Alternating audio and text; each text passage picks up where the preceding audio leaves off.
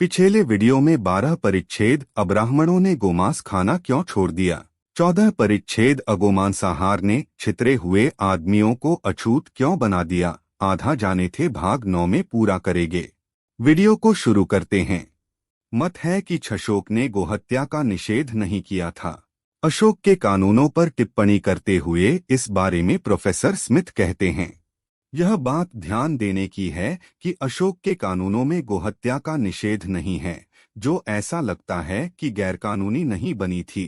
Pro शून्य राधा कुमुद Mukherjee pro शून्य Smith से सहमत नहीं हैं। उनका कहना है कि अशोक ने गो हत्या अवश्य बंद कर दी थी। प्रोफेसर मुखर्जी का आधार स्तंभ लेख संख्या 4 का वह हत्या से दूर का उद्धरण है जो सभी चौपायों पर लागू था। उनका तर्क है कि इस तरह गौ को हत्या से छूट मिल गई थी। स्तंभ लेख में जो कुछ कहा गया है उसका यह ठीक अर्थ नहीं है। स्तंभ लेख में जो कथन है वह विशेषता लिए हुए हैं। यह सभी चौपायों पर लागू नहीं होता। ये केवल उन चौपायों पर लागू होता है जो न तो किसी प्रकार उपयोग में आते हैं न खाए जाते हैं। गौ को हम ऐसा चौपाया नहीं कह सकते जो न तो किसी प्रकार काम में श्राता हो और न खाया ही जाता हो। ऐसा लगता है कि प्रोफेसर स्मिथ का यह कथन ठीक है कि अशोक ने गोवध बंद नहीं किया था। प्रोफेसर मुखर्जी यह कहकर इस कठिनाई से बच निकलने का प्रयत्न करने हैं कि अशोक के समय गोगांस नहीं खाया जाता था और इसलिए उसकी निषेधात्मक आज्ञा गौ पर भी लागू होती है। उनका कथन एकदम बेहुदा है, क्योंकि गौ ऐसा पशु है जिसे सभी वर्ग के लोग खाते ही थे। प्रोफेसर मुखर्जी की तरह अशोक के स्तंभ लेख के साथ खींचातानी करके यह अर्थ निकालने की कोई आवश्यकता नहीं कि उसने गोहत्या कानून से बंद कर दी थी, मानो ऐसा करना उसका विशेष कर्तव्य था। अशोक का गौ से किसी तरह का कोई खास सरोकार नहीं था और न यह वह अपना कोई खास कर्तव्य ही समझता था कि गौ को हत्या से बचाए। अशोक प्राणों मात्र पर चाहे मनुष्य हो चाहे पशु हों दया दिखाना चाहता था। उसे अपना यह कर्तव्य मालूम दिया कि जहाँ जहाँ अनावश्यक से पशु हत्या होती हो वहाँ वहाँ सब जगह बंद कर दे। यही कारण है कि उसने क्यों यज्ञों के लिए पशु वध का निषेध किया। यह उसे नावश्यक लगा। उसने उन पशुओं का भी निषेध ठहराया जो किसी उपयोग में नहीं आते अथवा जो खाए नहीं जाते। ऐसे पशुओं का निरर्थक वध वास्तव में अनुचित ठहरता। अशोक ने विशेष रूप से गोवध के विरुद्ध कोई कानून नहीं बनाया। यदि हम बौद्ध दृष्टिकोण समझ लें तो इस बात को लेकर अशोक पर कोई दोषारोपण नहीं किया जा सकता। जब हम मनु को लेते हैं तो उसने भी गोहत्या के विरुद्ध कोई कानून नहीं बनाया। उसने तो विशेष अवसरों पर गोमांसाहार अनिवार्य ठहराया है। तो ब्राह्मणों ने गोमांसाहार क्यों छोड़ दिया? उनके इस त्याग का कोई कारण जो ऊपर ही दिखाई दे जाए नहीं मालूम देता, लेकिन इसका कोई न कोई कारण होना ही चाहिए। जो कारण मुझे सूझता है वह यह है कि ब्राह्मणों ने ब्राह्मणों का अनुकरण करने के प्रयत्न में गोमांस खाना छोड़ा। यह एक नया सुझाव हो सकता है, किंतु यह कोई असंभव सुझाव नहीं। श्री जबरील तारदे नाम के फ्रांसीसी लेखक ने संस्कृति के बारे में लिखा है कि वह किसी निम्न स्तर के वर्ग विशेष में अपने से ऊंचे स्तर के वर्ग की संस्कृति की नकल करने से फैलती है। यह नकल करना इतने धीरे धीरे होता है और यह मशीन की तरह अपना काम इस तरह करता है जैसे कोई भी प्राकृतिक नियम। जबरील वारदे ने नकल करने के नियमों की चर्चा की है। उनमें से एक यह है कि नीचे के वर्ग के लोग सदैव ऊपर के वर्ग के लोगों की नकल करते हैं। यह एक ऐसी सामान्य जानकारी की बात है कि शायद ही कोई आदमी इसकी यथार्थता को अस्वीकार करे। ब्राह्मणों में जो गोपूजा का भाव उदय हुआ और उन्होंने जो गोमांस खाना छोड़ दिया, वह इसमें तनिक संदेह नहीं अपने ऊंचे से दर्जे के ब्राह्मणों की नकल करने के प्रयत्न का ही परिणाम है। यह भी सत्य है कि ब्राह्मणों द्वारा गोपूजा के पक्ष में बहुत प्रचार कार्य किया गया है। गायत्री पुराण इस प्रचार कार्य का एक नमूना है, लेकिन मूलतः यह नकुल करने के प्राकृतिक नियम का ही परिणाम है। हाँ, अब इससे एक दूसरा प्रश्न उठता है, ब्राह्मणों ने गोमांस क्यों छोड़ा? गोमांसाहार ने बितरे हुए आदमियों को अछूत क्यों बना दिया? जब ब्राह्मणों ने गोमांसाहार करना छोड़ दिया और छितरे हुए आदमियों का गोमांसाहार जारी रहा, तो एक ऐसी स्थिति पैदा हो गई जो पुरानी स्थिति से भिन्न थी। अब फर्क यह पड़ गया कि पुरानी स्थिति में हर कोई गोमांसाहार करता था। इस नई स्थिति में एक वर्ग ने खाना छोड़ दिया था, दूसरा वर्ग खाता था। यह भेद आंख में खटकने वाला था, इसे हर कोई देख सकता था। इतना होने पर भी इस भेद का परिणाम समाज का इतना बड़ा विभेद नहीं हो सकता था जैसा इस अछूतपन में दिखाई देता है। यह एक सामाजिक भेद रह सकता था। ऐसे बहुत से उदाहरण हैं जहां जाति के भिन्न भिन्न अंग भिन्न भिन्न तरह का आहार ग्रहण करते हैं।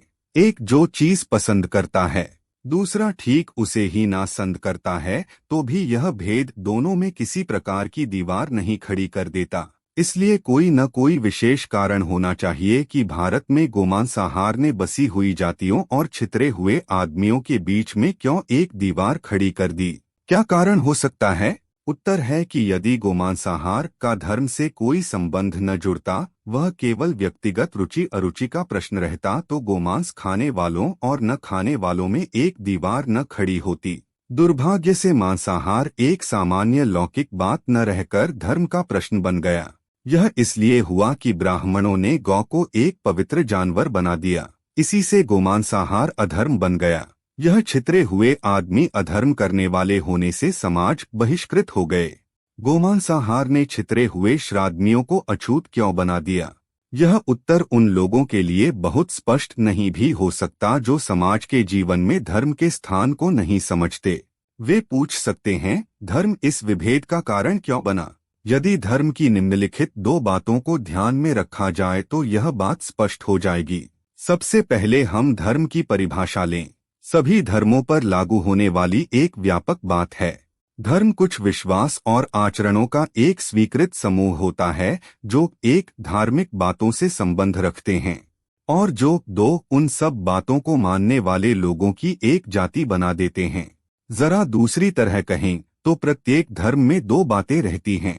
एक यह है कि धर्म को पवित्र चीजों से पृथक नहीं किया जा सकता।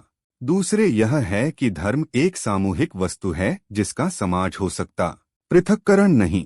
धर्म का जो पहला अंश है वह यह मानकर चलता है कि जितनी भी वस्तुएं हैं, चाहे भौतिक हो चाहे अभौतिक चैतसिक हो, जो भी मनुष्य विचार का विषय बनती हैं, वे दो स्पष्ट विभागों में विभक्त हैं जो धार्मिक तथा अधार्मिक अथवा सामान्य रूप से लौकिक कहलाते हैं। इससे धर्म की परिभाषा हो जाती है। धर्म का कर्तृत्व सम के लिए धर्म के संबंध में निम्नलिखित बातों पर ध्यान देना आवश्यक है। पहली बात जो ध्यान देने की है वह यह है कि जो चीजें पवित्र मान ली जाती हैं, वे लौकिक वस्तुओं से केवल ऊंचा स्थान या पद ही नहीं रखती, वे एकदम भिन्न हैं। पवित्र और लौकिक वस्तुओं की जाति ही एक नहीं है, दोनों में एकदम विरोध है। प्रो शून्य दुर्खीन का कथन है, अच्छा और बुरा का परंपरागत विरोध इससे अधिक कुछ नहीं, क्योंकि अच्छा और बुरा दोनों एक ही जाति अर्थात आधार के दो विरोधी तत्व हैं। ठीक वैसे ही जैसे स्वास्थ्य और बीमारी एक ही जीवन क्रम के दो भिन्न पहलू हैं, किंतु मानव मस्तिष्क ने पवित्र और लौकिक की जो कल्पना की है वह सर्वत्र दो भिन्न भिन्न जातियों की कल्पना है, एकदम दो भिन्न संसारों की जिनमें कुछ भी समान नहीं। जो अधिक उत्सुक सज्जन हैं वे कदाचित यह जानना चाहेंगे कि संसार में मनुष्यों को किस चीज ने पवित्र और लौकिक की एक दूसरे के विरोधी तत्व के रूप में कल्पना करने पर मजबूर किया। हमें इस चर्चा में यहाँ नहीं हो पड़ना है, क्योंकि हमारे तात्कालिक उद्देश्य की पूर्ति के लिए यह किसी तरह आवश्यक नहीं। इसी प्रकरण में जो दूसरी बात ध्यान देने की है वह यह है कि पवित्र वस्तुओं की संख्या निश्चित नहीं है। एक धर्म की पवित्र वस्तुओं और दूसरे धर्म की पवित्र वस्तुओं में अनंत भिन्नता है। आत्मा और परमात्मा ही पवित्र वस्तुएं नहीं हैं। एक चट्टान, एक पशु, एक स्रोत, एक पत्थर का टुकड़ा, एक लकड़ी का टुकड़ा, एक घर, एक शब्द में कहें तो कोई भी चीज पवित्र मानी जा सकती है। पवित्र चीजों का सदैव निषेधों से संबंध रहता है, जिन्हें मना की हुई बातें टैबूज कह सकते हैं।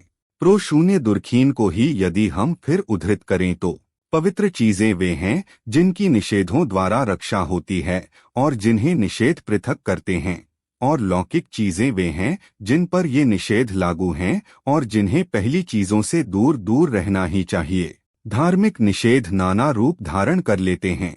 इनमें सबसे महत्वपूर्ण निषेध संबंध का है। संबंध निषेध का आधार यह है कि जो लौकिक है उसका पवित्र से किसी प्रकार का संबंध नहीं होना चाहिए। स्पर्श के अतिरिक्त और कई तरह से संबंध स्थापित हो सकता है। नजर डालना भी एक तरह का संबंध स्थापित करना है।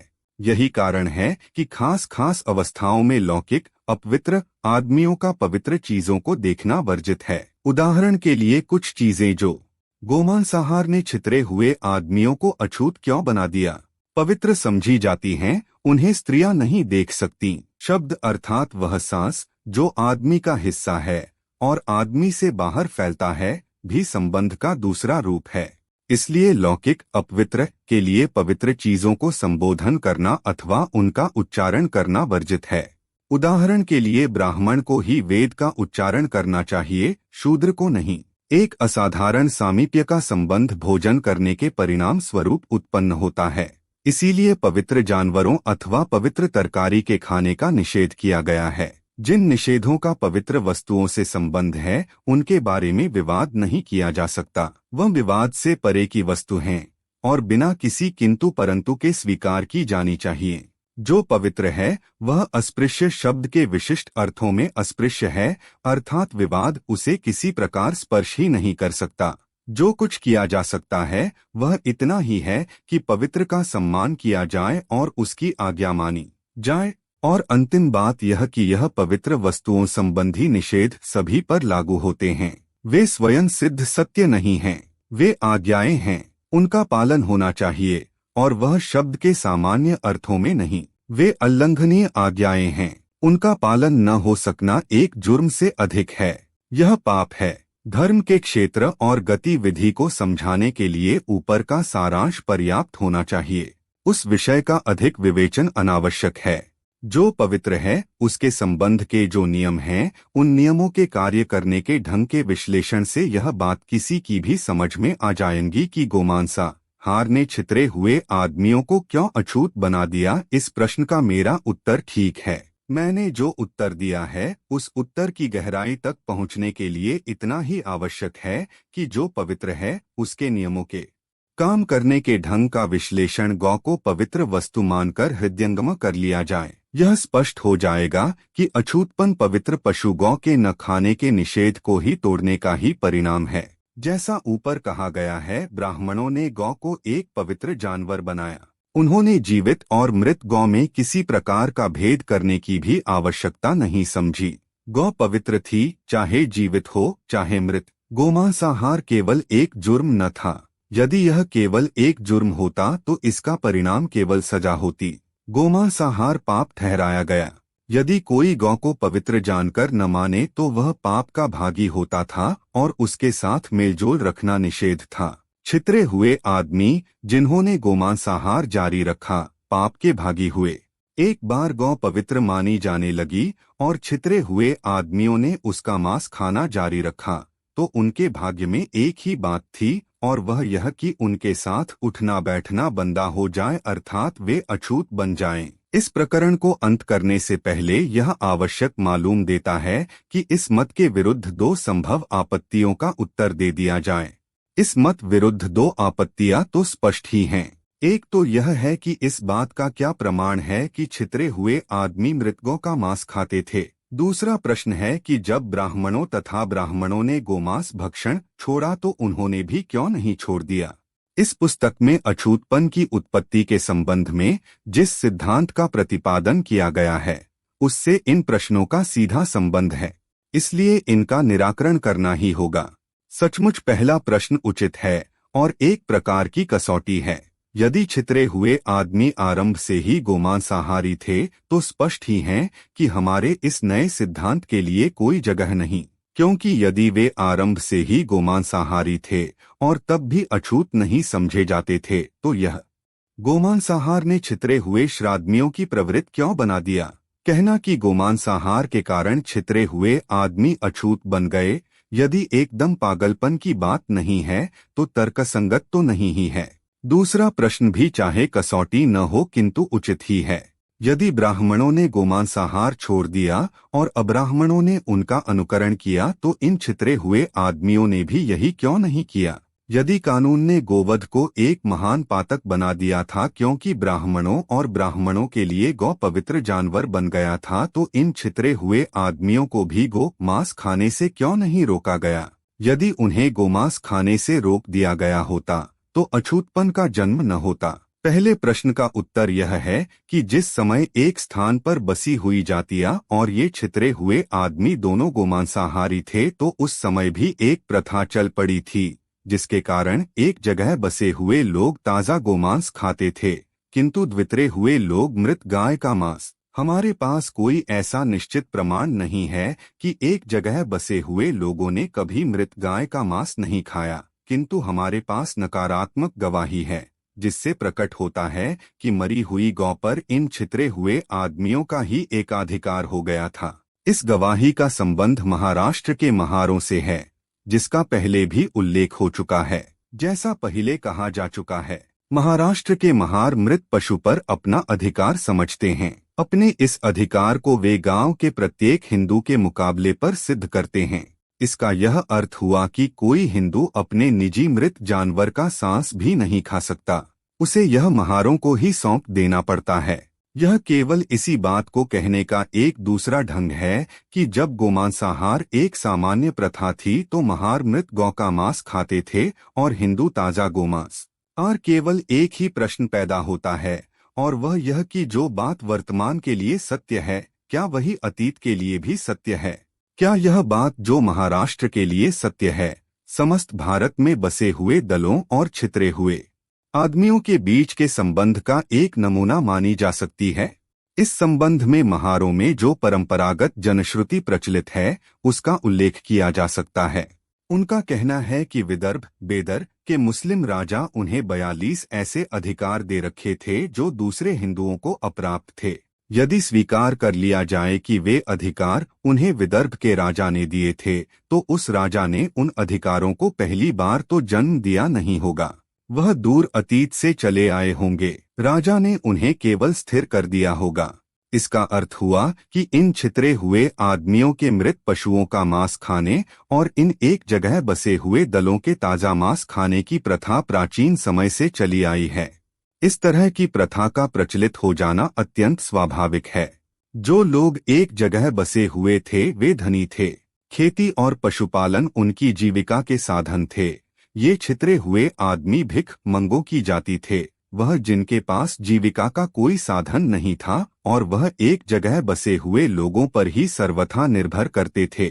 दोनों के भोजन का मुख्य अंश गोमांस था। एक जगह बसे हुए लोगों के लिए यह संभव था कि वह भोजन के लिए किसी जानवर का वध कर सकें, क्योंकि उनके पास पशु थे। ये छितरे हुए आदमी ऐसा नहीं कर सकते थे क्योंकि उनके पास एक भी पशु नहीं होता था। ऐसी परिस्थिति में क्या यह अस्वाभाविक है कि जो एक जगह बसे हुए लोग हैं वे छितरे हुए लोगों को अपनी पहरेदारी करने के बदले में उनकी मजदूरी के तौर पर अपने मृत जानवर देना स्वीकार कर लें? निश्चय से नहीं। इसलिए यह बात निश्चय पूर्वक मान ही ली जा सकती है कि दूर अतीत में जब एक जगह बसे हुए दल और ये छितरे हुए आदमी दोनों गोमांस खाते थे, तो उस समय एक जगह बसे हुए दल ताजा गोमांस खाते और दूसरे मृत गौ का मांस। साथ ही यह बात भी कि यह प्रथा समस्त भारत में प्रचलित थी, न कि केवल महाराष्ट्र में। यह पहली आपत्ति का समाधान हो गया। अब दूसरी आपत्ति ले। गोमांसाहार ने छतरे हुए आदमियों को अछूत क्यों बना दिया? गुप्त राजाओं ने गोवध के विरुद्ध जो कानून बनाया था वह उन लोगों के लिए था जो गोवध करते थे। यह छितरे हुए आदमियों पर लागू नहीं होता था क्योंकि वे गोवध नहीं करते थे, वे केवल मृत गाय का मांस खाते थे। उनका आचरण गोवध निषेध के कानून के विरुद्ध न पड़ता था, इसलिए मृत गाय का मांस खाने की प्रथा जारी रहने दी गई। यदि यह मान लें कि ब्राह्मणों तथा ब्राह्मणों के गोमांसाहार छोड़ने का संबंध अहिंसा से था, तो इनका यह आचरण अहिंसा के भी विरुद्ध नहीं था। गोवध करना हिंसा थी, किंतु मृत गाय का मांस खाना हिंसा न थी। इसलिए इन छितरे हुए आदमियों के लिए मृत गाय का मांस खाते रहने में किसी प्रकार के मनस्ताप का भी कोई कारण नहीं था। जो कुछ वे कर रहे थे उसमें न कानून ही किसी प्रकार की बाधा डाल सकता था और न सिद्धांत ही, क्योंकि यह कानून के ही विरुद्ध था और न सिद्धांत के। और उन्होंने ब्राह्मणों तथा श्रब्राह्मणों का अनुकरण क्यों नहीं किया? इसके दो उत्तर हैं। पहले तो यह कि यह नकल करना उनके लिए अत्यधिक महंगा सौदा था। वे ऐसा नहीं कर सकते थे। मृत गाय का मांस उनका प्रधान जीवनाधार था। इसके बिना वे भूखे मर जाते। दूसरे, मृत गायों को ढोना यद्यपि आरंभ में यह एक अधिकार था, किंतु बाद में उनका यह एक कर्तव्य हो गया था, क्योंकि उन्हें मृत गाय को ढोना ही पड़ता था। इसलिए वे जैसे पहले खाते रहे, उसी तरह अब भी उन्होंने उसका मांस खाते रहने में कोई हर्ज नहीं समझा। इसलिए उक्त आपत्तियों से हमारा सिद्धांत किसी भी तरह असिद्ध नहीं होता। एक महारों में सुधार आंदोलन के परिणामस्वरूप इस समय स्थिति एकदम उल्टी हो गई है। महार मृत पशु को ढोने से इनकार करते हैं और गांव के हिंदू उन्हें इसके लिए मजबूर करते हैं।